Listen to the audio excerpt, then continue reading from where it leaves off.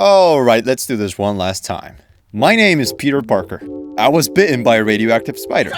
And for almost 10 years, I've been the one and only Spider-Man without an origin story. Or so we thought. I'll explain everything. But first, we need to start from the beginning. Oh, Mr. Parker. What? What are you doing? Hey, I'm... This is Peter Parker. But you already knew that. And so did millions of other people. Which is why for this version of the webhead, Marvel decided to skip the origin story entirely. Meaning we missed out on the spider bite, Uncle Ben's passing, all that good stuff. Good thing we still have on. The point is, most fans started to wonder, why would Marvel do this? Well, after an origin story that spans across almost 10 years worth of movies, we finally have the answer. And it's all right here. Let's talk about it. Peter Parker is broke. Pizza time. And we're used to it. So when Marvel introduced him right beside Tony Stark, fans got a bit skeptical. Not only did we not get an Uncle Ben, but we instead got a man who, at the time, had no relationship with Peter. And on top of that, Tony gifted him this high-tech suit, which completely skips the classic montage of a resourceful Peter making his very first suit. But it's not all bad news. Because thanks to this suit, Spider-Man learns one of the most important lessons about responsibility he's ever learned. If you even cared, you'd actually be here. You don't understand. The thing is, this is all I have. I'm nothing without this suit. If you're nothing without this suit, then you shouldn't have it, okay? Okay. You see, maybe we didn't get the Uncle Ben pep talk. And no, Tony Stark does not replace him by any means. Can you even see in these? Yes, I can't. Look, I can't. However, he does give Peter a reason to wear his homemade suit. Not to show his humble beginnings, but to show he's worthy of being Spider-Man. Okay, cool. So Spider-Man's redeemed himself. But what about Peter Parker? That's not a hug. I'm just grabbing the door for you. All right. He's good, don't get me wrong. However, we still have a couple more movies to solve some problems around his love interest. Wait, no, that's not it. It's, his best friend. I'm a virgin. And a pair of Meta Ray-Bans that unironically drive the entire plot of the next Spider-Man movie. Wait, but before we get there, we need to go even further from home.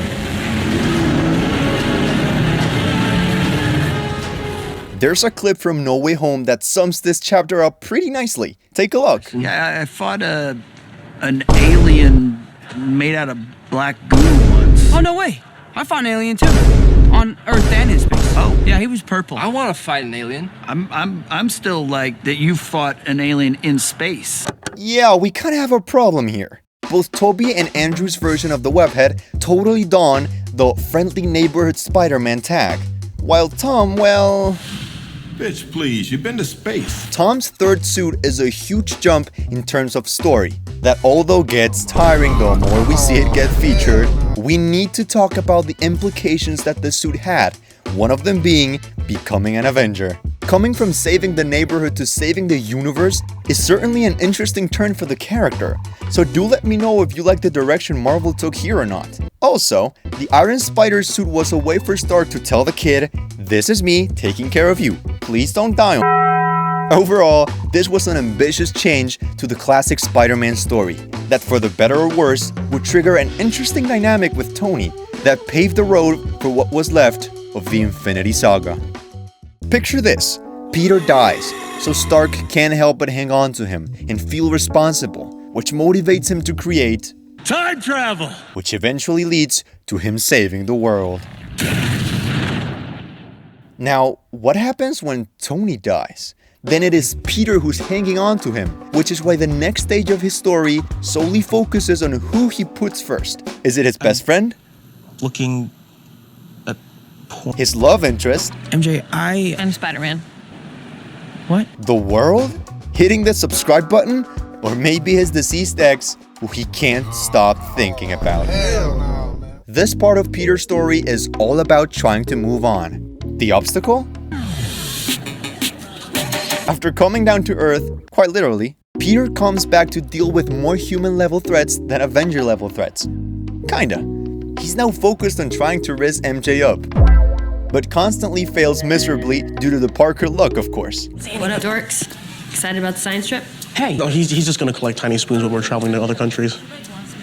Like a grandmother? Like a grandmother, darling. Also, he can't catch a break while saving the world, which only reinforces the idea of the dorky and awkward character who struggles to have a normal life. A character we hadn't seen since Homecoming. Nice, so we get classic Spider-Man back? Not yet. Sure, we ditched the Iron Spider suit for a while.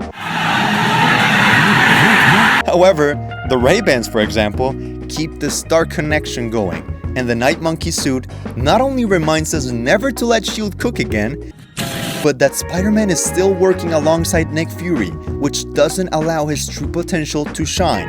This is until the third act of the movie, when we finally see Peter Parker making his own suit. Sort of. The red and black suit represents Peter saying, I'm gonna do my own thing. Because just like Happy said, You're not Iron Man. Nobody could live up to Tony. Not even Tony. and understanding this is one of the most crucial things that this version of the hero needed to do. Designing his own suit is a metaphor. That means I'm neither Iron Man or his replacement. I am my own superhero.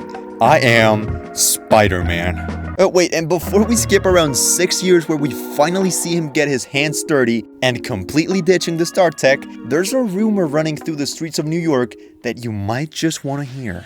Spider-Man's name is Peter Parker. What the? Peter f***ed up. Big time. But that's okay. Although he must deal with a problem that starts with his friends not being able to get into MIT, to putting the whole multiverse in danger, he thankfully manages to learn a lesson about responsibility that, together with 2 new friends that he made along the way, eventually lead him to create his most fantastic suit that symbolizes the birth and first steps of a brand new superhero. Let me walk you through it. Peter and his friends can't get into MIT.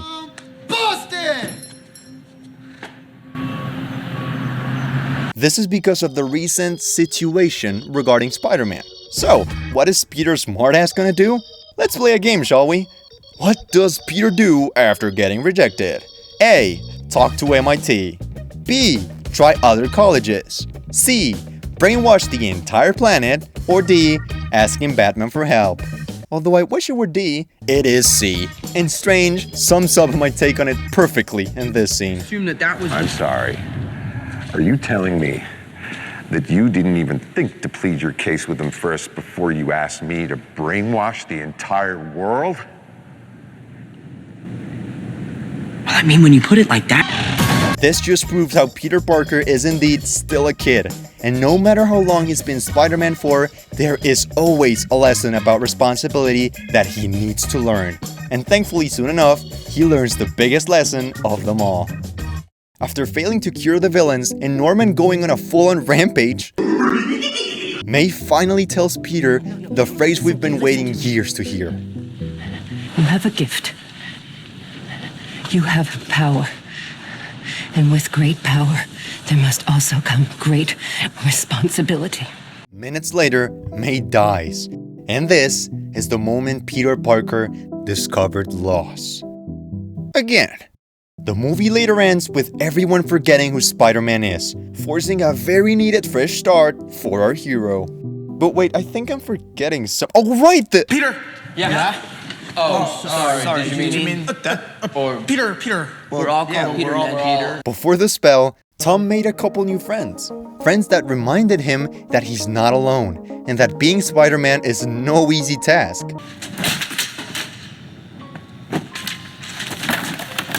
They also showed each other love. I love you guys. Thank you. And inspiration for Tom's Peter to become a better Spider-Man. And for him to design, by himself, a brand new suit. Let's fucking go. This suit takes every bit of story that has been told since we first saw him in Civil War. Mistake after mistake after mistake. Peter 1, Peter 2, Peter 2. Peter 3, sure. All the way up till now. We see him taking full inspiration on Tobey and Andrew, with the webbing, the spider, and the design itself. being resourceful with the fabric and the web shooters, because well, he's now actually broke. Pizza time. And such a simple and beautiful package reminds you how this Spider-Man's origin story is told across every single one of his movies. Something that can only make you feel like the last 10 years of storytelling were actually worth it. Wait, who is this guy again? If you want to know the full story of the suit, make sure to check out this video right here. Thanks for watching. See you on the next one.